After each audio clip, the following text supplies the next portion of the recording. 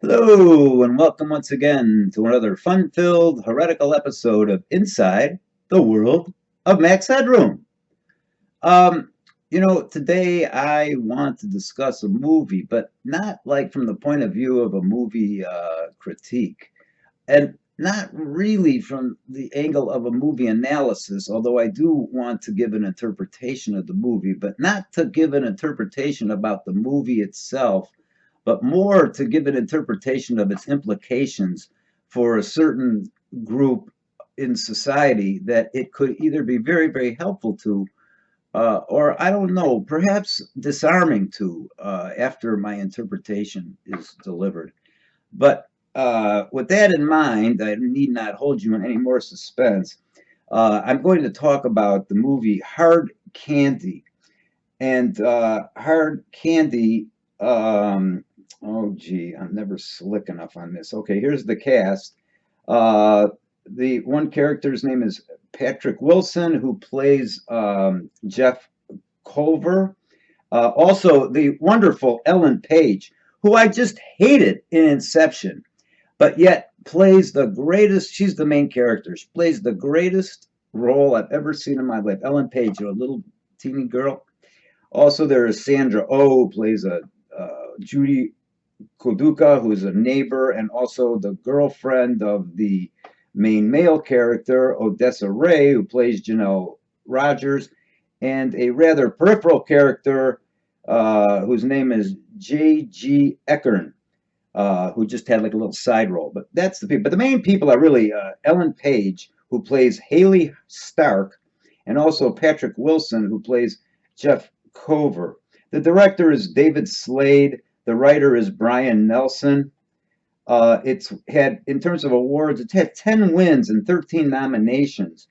And it got a 7.1 rating from IMDb, however reliable that may be. Sorry, I'm not looking at you. I'm just trying to look at this iPhone before it runs out of batteries. But the most interesting thing about it, I think, is I want to read you IMDb's description, and then I'm going to tell you what it's really about. Okay? The description briefly says a teenager meets a man in order to expose him under the suspicion that he abducts underage girls. Okay? That's the description. Now I can put the phone down and not worry. Now, I think that's very ironic. Not ironic, it's very weird or understated. Because, I have seen the movie, a Serbian film. It didn't move me at all. But I don't want to get off into a Serbian film. Maybe someday I will give my comment on that. But, everybody says you get PTSD from it. And it's so god awful and this, that. But it does have an interesting interpretation in terms of the Serbian government's oppression, I guess, on somebody. I don't know. Anyway, this movie has a very interesting interpretation, Hard Candy. And I want to try to give that to you. But before I do, again, look at this incredibly diluted description. A teenager meets a man in order to expose him under the suspicion that he abducts underage girls. Okay, to get things started, how about if this young girl also castrates the man and flushes his testes down the garbage disposal?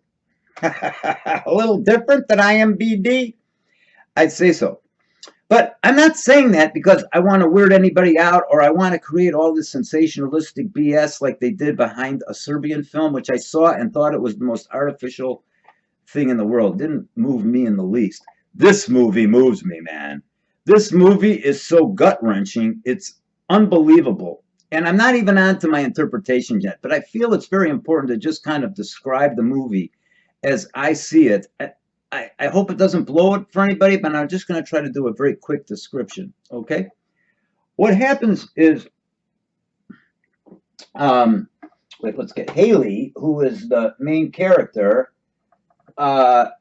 is like pedo poaching Jeff Culver, who is an alleged perpetrator. When I say pedo poaching, I mean that she's going online and luring this man who we learn later strongly has a connection to knowing that he did some really awful shit.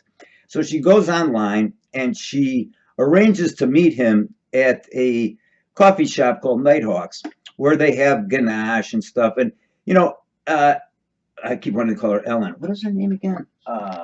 Shit, Haley. Haley looks like a little boy girl, like a little tomboy. She's very precocious. She meets the guy. You know, they've had a little dialogue. You see that, and he's like in his probably late 30s, maybe early 40s. She looks like she's about 13, but very precocious, meaning intelligent and smart, not meaning provocative. And what ends up happening is they go back to his place. Of course, he's grooming, my lovely favorite word, the hell out of her, and she's just looking so coy and whatever. And what ends up happening is they get back to his place and she drugs him, and he wakes up tied to a chair where she basically just does almost I mean, I won't ruin the movie for you, but she does some of the most outrageous things I've ever seen in my life. And at one point, she keeps drugging him and spraying bleach in his mouth when he yells, and but she's all really cool and very removed, and he's very clearly objectified. She calls his girlfriend and tells shit. Well, and he wakes up strapped to like the top of I think it's like one of those islands that you see in a kitchen. Maybe not. Maybe it's some kind of cart. I don't know. But he's totally restrained. She places several like huge things of ice on his naked testicles and penis, and to freeze the area. And then she gets out a medical book and executes I guess what you call a castration, the same kind of castration you do on a dog, but you don't remove their scrotum. So she opens his scrotum, removes the testes, then puts them in a glass and says, well, we don't have much use for these anymore. And she flushes them down the garbage disposal. And of course, they turn the disposal on and you hear the noise of it. And he's freaking, right? Now, it turns out, I don't want to get too into the movie, but it turns out, it's very important to mention this part. It turns out that, I keep forgetting her name, Elder Moments, damn it. Haley, actually knows of a victim that he murdered. And that's foreshadowed all throughout the movie. She also knows a boy. It's very unclear. This part was, if anybody could watch it and put it in the comments section, I'd really appreciate it, because I've never made any real true sense out of it, but it appears as if he was also pedophilically, homosexually engaged with this boy whom was with him when the perpetrator murdered Haley's, I guess, girlfriend. Okay, so she goes out to get him, and boy does she. And I won't ruin the ending. It's very surreal, but it's very heavy, and I won't wreck that for you. But first of all, the movie's so well worth watching. But I give you one big warning about the movie. No, that's two. One big warning about the movie. So perhaps I should give you my interpretation of this movie. I have no idea if the director meant it or not. It doesn't really matter. There's such a thing in science. It's called extraneous variables, which means things that you don't intend to have an influence on an outcome end up having an influence on the outcome. So whether it's an extraneous variable being my interpretation of it, or whether the director actually intended for there to be a broader metaphorical meaning to this movie is, I don't know. But let me try to share it with you. First of all, keep in mind, I worked with sex abuse victims and perpetrators for like almost all my career. And I also had about half my practice was regular folks where I did family therapy. I don't want to go on record as being only that, but I did. It was like my whole career. And I've talked to many victims too. And that just is my way of saying that I think not only do I hear what they say, but I also think I feel something intuitively that oftentimes many victims don't want to acknowledge, and that is like outrageously extreme, ever present rage. Come by it honestly. I mean, come on. If you got sexually assaulted, like heavy duty, and you were a minor and it was a big boy, once you come to your senses, I think from all the guilt and all that other stuff, I find it very hard to believe that, unless you're Jessica Hahn, no, she didn't forgive Jim Baker either. I find it very hard to believe that you could forgive such an act, at least not before you've had some sort of catharsis in the healing process. I would think. Some people will disagree with that, but I would believe that most women who've been sexually abused as a minor by an adult in a terrible fashion are angry as shit. Okay? But being a woman, you're not supposed to be angry like that, see? Now I'm being facetious, of course.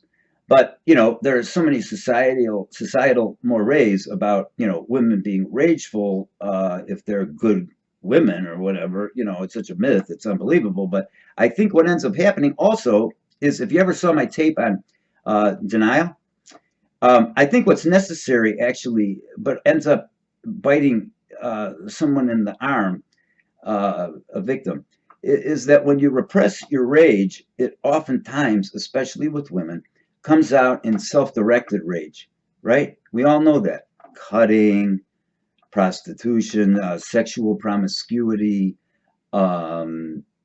drugs. So that anger gets like sublimated in a very negative way in many, especially untreated chronic sex abuse victims, you see. Why is that? Why is that they start taking their anger out on themselves? It's a good question, right? I don't think it's because they're mad at themselves. I don't think it's because they're guilty. I think it's because they have to deny their own rage at the violation which is inflicted upon them to such a degree that if they didn't, they might go out and murder somebody. Okay? No knock on women. Or they might do something crazy. Because how could you not want to do something once you come to your senses and just take things into your own hands? Maybe that's a male's perspective. I'm sorry. But I think many women, if you were to look at your experience, if you have been sexually abused, there has to be a real rageful part that it needs to be dealt with. But it's alien to the ego. In other words, it's something that's not distasteful. It's distasteful to a person to think of themselves as being so rageful, so you deny it by repressing it. But what comes out? Cutting on yourself, right? Abusing drugs. Doing exactly what was done to you on yourself. The rage becomes internalized and self-directed, excuse me, okay? So, with that in mind, again, little clinical shtick I couldn't avoid, let's look at Hard Candy. In the movie Hard Candy, first of all you got to do is watch it, and the whole time I was seeing it, I was saying that, I keep forgetting her name, I'm sorry, Haley, that Haley was so rageful and expressing it. But here's the interesting thing about it. Haley, according to the storyline, wasn't actually abused by the guy that she's busy castrating and tormenting. It was her girlfriend and a boy that she was friends with that somehow got complicitly related to this abuse through this perpetrator, okay? He's a photographer. Surprise, huh? So, what I'm trying to say is that it's interesting that this isn't about a girl who goes after her perpetrator. This is about a girl who goes after, perhaps metaphorically, the representation of all perpetrators for the representation of all victims' rage, which is not repressed in this case. Do you understand what I'm saying? The fact that she doesn't go out after her own offender indicates, in a metaphorical way, because she's trying to protect a friend who's dead, okay, that she's going after that person, which I think in a abstract way says that, she's going out after all perpetrators for all the women out there that have been abused. And God bless, if I'm right, God bless the director, for real, okay? Because I think that's a wonderful thing to do. The warning I would give to anybody who has been sexually abused about seeing this movie, it's a slippery. Okay, geez, I'm sorry. I had what a fucking time to run out of disk space or SD space, and the thing just conked out, and I sort of panicked. But I put another card in there, and let's hope that I can put these two things together, since I'm a boomer and don't know what I'm doing with computers. So anyway, I remember where I was, though. I was talking about it being a slippery slope, watching the movie. Let me try to clarify that a little bit, okay? It's a slippery slope for watching the movie if indeed you are a sex abuse survivor or victim. I think there's a difference between the two. It's my shtick.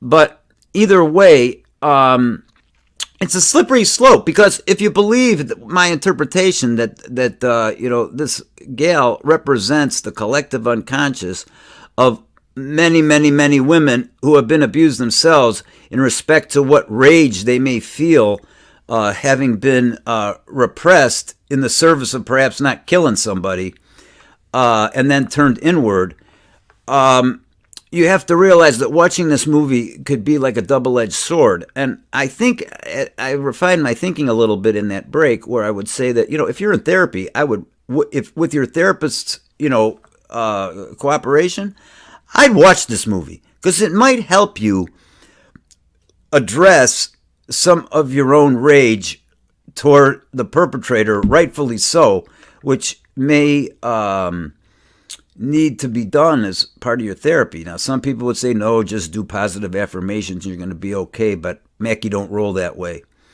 I believe you have to let yourself experience rage if it's there. Otherwise, look what you see, self-mutilation and all the other shtick that goes along with it.